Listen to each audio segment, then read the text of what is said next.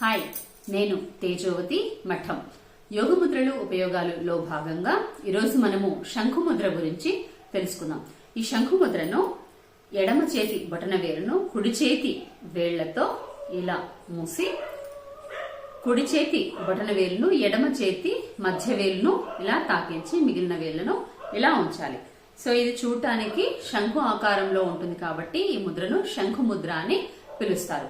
ఈ ముద్ర వల్ల ఉపయోగాలేంటో ఇప్పుడు చూద్దాం. ఈ ముద్ర వల్ల శరీరంలో ఉన్నటువంటి వేడి తగ్గుతుంది. ఇంకా చర్మంపై ఉన్నటువంటి దురద, మంట, వాపు ఇలాంటివన్నీ కూడా తగ్గిపోతాయి. గొంతు సమస్యలు నివారించబడతాయి. కంఠధ్వని స్పష్టంగా బిగ్గరగా తయారవుతుంది. ముఖ్యంగా నత్తి అనేది తగ్గిపోతుంది. ఇంకా ముఖ్యంగా దైవిక వలయమైన ఆరా సమృద్ధి చెందటానికి ఈ ముద్ర చాలా బాగా ఉపయోగపడుతుంది. మీకు ఈ వీడియో గనక నచ్చినట్లయితే లైక్ చేయండి, సబ్స్క్రైబ్ చేయండి. ఈ విలువైన సమాచారాన్ని ఎవరికైనా అవసరమైతే షేర్ చేయండి. మీ విలువైన అభిప్రాయాన్ని కమెంట్ రూపంలో మాకు తెలియజేయండి. Thank you.